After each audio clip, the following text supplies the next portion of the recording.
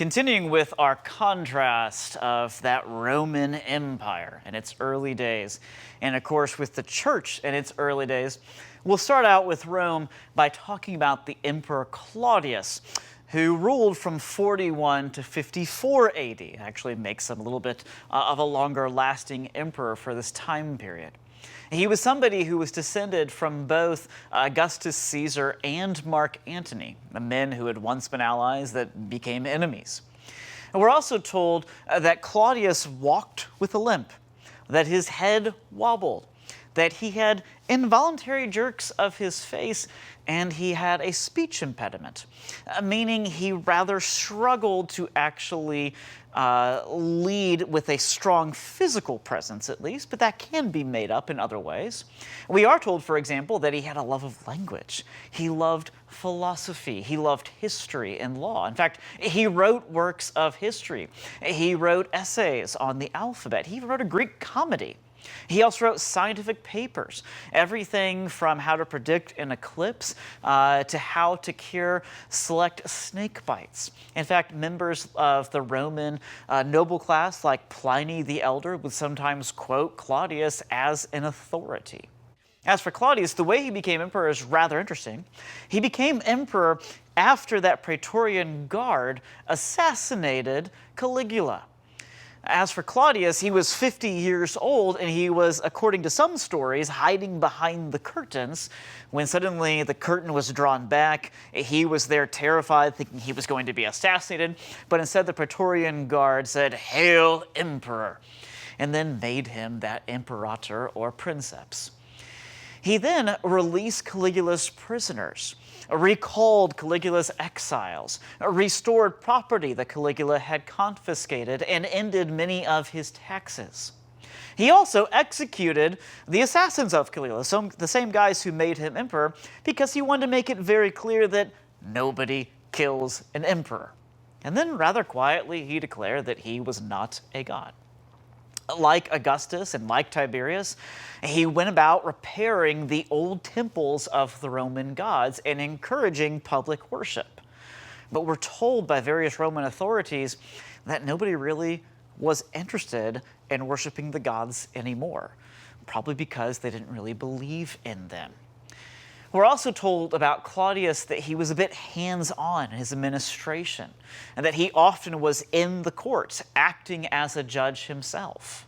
We're told, for example, that he had several building projects. He built a new canal, or had men dig a new canal, that is, to divert some of the water of the Tiber so it would not flood as easily. He created a new harbor at Ostia to better bring in grain for the people. He built new aqueducts and also did more flood control at Lake Fucinus via many different canals. To commemorate that project, he gathered some 19,000 condemned criminals, all men who were condemned to death, and forced them to undergo a mock naval battle where they would actually fight and kill each other while thousands of people watched as a form of entertainment. It's the first known time in history that those men, before they die, give the famous, or rather I should say, infamous line of, "Hail Caesar! We who are about to die salute you." In fact, we're told about Claudius that he loved the games. He loved watching the condemned kill each other. He did various things to try to make himself more popular by giving away games. That was popular in Rome. He gave citizenship to new parts of Gaul. He also conquered Britain. This time, he did not actually have his soldiers collect seashells. He also increased the size of Roman government, and especially its bureaucracy, wanting to control more and more things in the attempt to try to make things more just, as he thought. He created many new officials and actually appointed former slaves of his to run the empire. These slaves, we are told, gathered enormous fortunes, often because they lacked a certain morality. They accepted bribes. They sold offices of the state to the highest bidder. And they often falsely accused wealthy men of treason so that they could actually confiscate their property. As for Claudius's wife, Messalina, we're told that when he married her, she was rather young and also deformed and decidedly not pretty. She, like most Roman women of the ruling class, preferred to have affairs. Well, because she was deformed, decidedly not pretty, men often rejected her advances, so she threatened them with being accused of treason, which meant death, and which they decided to change their mind on the spot. However, she was later executed by Claudius's Praetorian Guard after one of her lovers was discovered to be committing a coup to overthrow him. He then remarried another woman, a rather crafty character by the name of Agrippina. She's rather famous because of her son, a man by the name of Nero. It was Agrippina who showed her ruthlessness by having a noblewoman that Claudius had said was pretty executed. She then had another relative of Claudius's poisoned for fear that he would become the heir to the throne of emperor. She also had some of his most powerful freedmen thrown in jail rather than let them have more power. Over time, Claudius, like emperors before him, grew paranoid of those closest to him, such as Agrippina and her son Nero. And so he went about on a reign of terror, often falsely accusing people of treason, not recognizing that Agrippina was always the one who was to watch out for. In fact, she got rid of Claudius by feeding him poisonous mushrooms. And we're told that it took him 12 hours to die after eating these poisonous mushrooms, and during the entire time he was unable to speak, to say what he thought about Agrippina, or more importantly, to name who should come after him. And so Nero became emperor after him and said, with some bit of Nero's type of humor, that mushrooms must be the food of the gods, because after all, they have made Claudius divine. Now, before we end the story of Claudius, it's worth noting that in 46 AD, he banned Jews from meeting in synagogues in Rome after there had been several insurrections, or at least just a lot of hustle and bustle, over some guy from Judea named Christus. This, of course, seems to refer to the story of Christ, and these Jews appear to be Christians who at this point were making commotion probably simply by preaching the gospel message. Claudius also was the one who made Herod Agrippa the king of Judea. That Herod ruled from 41 to 44 AD. He was somebody that was loved by the people, by the Jews at large, and did things to try to appease them. For example, he had James the Greater, the disciple of Jesus, the brother of John, executed by the sword, and we're told that he had Peter imprisoned, who was once again rescued from jail by an angel. We're then told this curious story about Herod Agrippa, about how he goes up to Caesarea to address the Phoenicians, who are worried about being cut off from the food supplies of Egypt and of Judea. He assures them that he's going to take care of them. Josephus, the great Jewish historian, tells us that when Herod Agrippa went to talk to them, he wore a shining robe, a robe that seemed to have an iridescence to it. If you're familiar with the character of Saruman in Lord of the Rings, the robe of Herod Agrippa seems to be a lot like the way Gandalf describes Saruman's new one. But then, of course, the people shout out while Herod is addressing them. They say, it is the voice of a god and not of a man. We're then told that he was immediately struck down. Both Acts and Josephus record the exact same story. He immediately was struck down because he accepted their praise. We're then told he was eaten by worms and breathed his last. Sometimes it could be thought that eaten by worms is what happens to his body after it's buried in the ground. But this, because it happens before he breathes his last, there is some speculation that he had some kind of severe gastrointestinal issue. It was a painful way to go. But the point being that because he took on the idea that he was a god and was executing the leaders of the church, well, he gets taken down pretty quickly. As for the leadership of the church in Jerusalem, it then goes on to a different character. Yet another James, and there are several James in the New Testament, but we're going to call this one James the Just, as he is often called.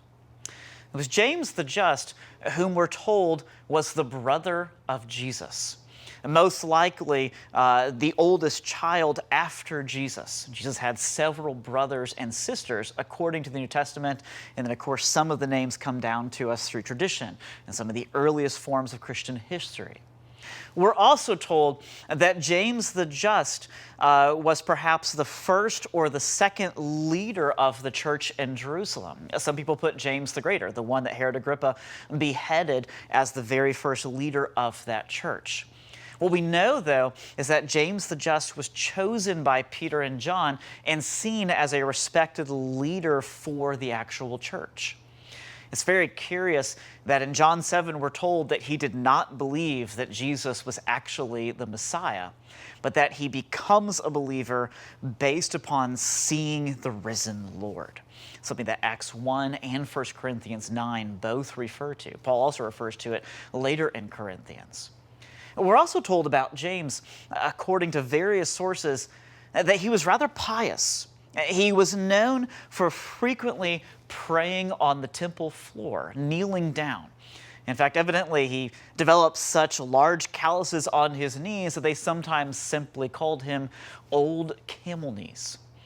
Some people have hypothesized that he practiced the Nazarene vow, that he drank no alcohol, he consumed no oil, and never cut his hair, only wearing wool garments, very much like what, say, John the Baptist does, or what Samson was called to do. Well, while James is leading the church in Jerusalem, we can turn our attention to the north, to one of the great centers of Christianity known as Antioch.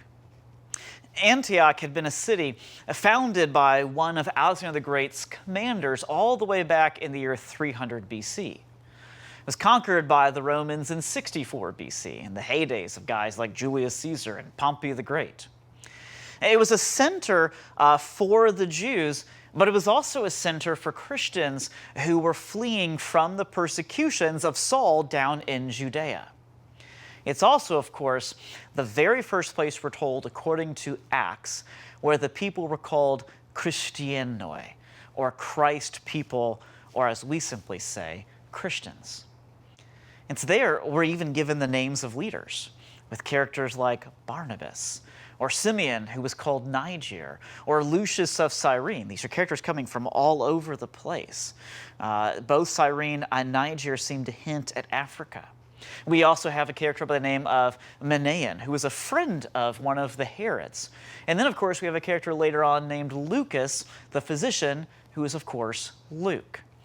It was the church in Antioch which had these Christians early on who decide when famine hits Judea in 46 AD, something that Josephus tells us, that they would actually raise food and funds for the people of Judea.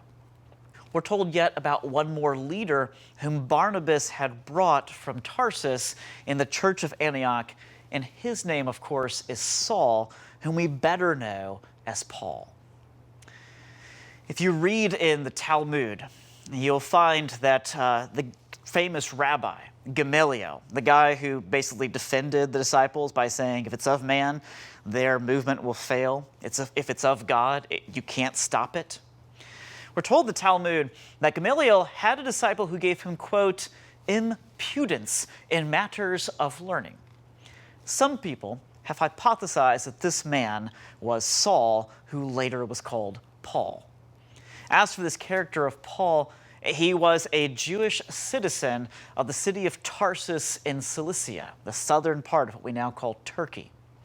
He had the Jewish name Saul, most likely from the famous king of Old Testament Israel, for Saul was of the tribe of Benjamin. But we also know that because Paul tells us he was a Roman citizen from birth, that his father must therefore have been a Roman citizen. In other words, Paul was probably his Latin name, probably coming from the name Paulus. And because he's a connecting point for all these cultures, he would have known, say, Aramaic, which was sort of like the common language of the area, but he also would have known Greek. In fact, he writes the New Testament letters in Greek. He would have, of course, known Hebrew because he was trained as a Pharisee, and because he was a Roman citizen, he probably knew Latin, the language of politics and government and law. In other words, Paul's an interesting character because he combines all these different elements of the culture of the time, of the Greek, of the Roman, and the Hebrew. He brings them all together. As for Saul, when he's still called chiefly by that name, we're told that he was clearly against Stephen. And one point that F.F. Bruce makes is that he was probably against Stephen because as a good Pharisee and Hebrew of the Hebrews, as he calls himself, he would have known the Old Testament law. He would have known Deuteronomy 21:23, which says, "Cursed is anyone who hangs on a tree." In other words, looking at the whole story of Christ, his crucifixion upon a tree, or what we call the cross, he would have seen the whole idea of a resurrected Messiah coming from that as ridiculous. And so he approved of the stoning of Stephen. He approved of the persecution of Christians. That is until he's on the way to Damascus, and there on the road, he is greeted by a blinding light and a voice from heaven saying, "Saul, Saul, why are you persecuting me?" And of course, it's most likely he already knew who was talking to him, but stalling for time, he says, "Who are you?" And of course, Jesus says, "I am Jesus whom you are persecuting." That's why Paul tells us in the Corinthians that last of all, Jesus, the resurrected Lord, appeared to him. Meaning it sounds as if he actually saw him and did not simply hear his voice. But of course, he's struck blind for a period of time until he's helped by a fellow Christian named Ananias in Damascus. And then thinking back on the curse, he says in Galatians, Christ redeemed us from the curse of the law by becoming the curse for us. For it is written, "Cursed is everyone who hangs on a tree." In other words, the verse that was most likely a stumbling block to him in the first place becomes an incredible asset as he realizes the whole beauty of the atonement. That Christ has actually taken our position. He has actually fulfilled the law, and he has taken on our sin and given us his righteousness. And then, of course, risen from the dead to make it all work for all eternity once and for all. Paul then immediately seems to change. He goes preaching in Damascus, where he's hated by the Jews and has to escape by basket through a window in the city walls. When he heads on up to Antioch, he's suspected by other Christians, but it's Barnabas who hosts him, who accepts him, who trusts him. Paul then says, later on in Galatians, he says, "I was set aside, quote, that I might preach Jesus among the Gentiles." He recognized, much like Isaiah had said in chapter 49 of that book, or like Simeon quotes in Luke chapter 2, or like both Paul and Barnabas would say later in Acts of the town of Perga, that Jesus is a light to the Gentiles, and that his people also serve as a light to the Gentiles. Well, in the year 46 AD, Paul and Barnabas and a young Gentile by the name of Titus, to whom Paul would later write a letter, they visit Jerusalem. And we're told in Galatians 2, which is most likely referring to this time, that Paul and Barnabas essentially had an agreement with the church in Jerusalem, that the Christians in Jerusalem would focus upon bringing the gospel to the Jews, whereas they would bring the gospel to the Gentiles. This would actually come to yet another head, and what's one of the most incredible events in Acts early church history. It's the very first church council, happening most likely in the year 49 AD or possibly 50 AD. It's typically called the Council of Jerusalem. It was here that the church leaders had to decide what should be done about the Gentiles who are coming into the church, who are becoming Christians? Do they have to be circumcised? Do they have to obey the Old Testament dietary laws?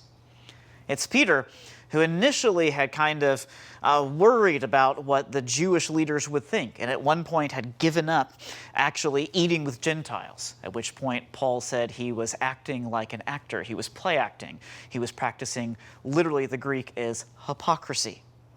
It's Peter who changes his view, and while he's at the Council of Jerusalem, gets up, he sides with Paul, and reminds everybody that he had actually brought the gospel to the first Gentile, Cornelius.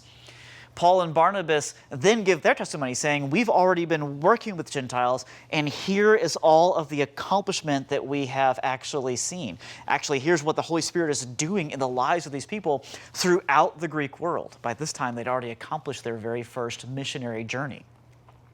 And then James gets up. James the Just, the leader of the Jerusalem church, gets up and he quotes Amos and he quotes Jeremiah, both prophets who both talk about the Gentiles receiving the blessing of God and being able to worship the one true Creator.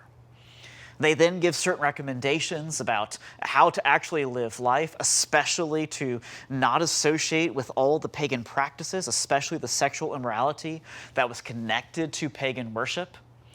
And you have this incredible harmony as the church goes forward. Well, probably sometime after that council, the leader of the church in Jerusalem, James the Just, pens a letter that bears his name in the New Testament. A letter that he addresses the 12 tribes of Israel. A letter that makes it very clear that faith without works is dead. Sometimes people try to contrast it to Paul's idea, because Paul was all about you're justified by faith, not by your works.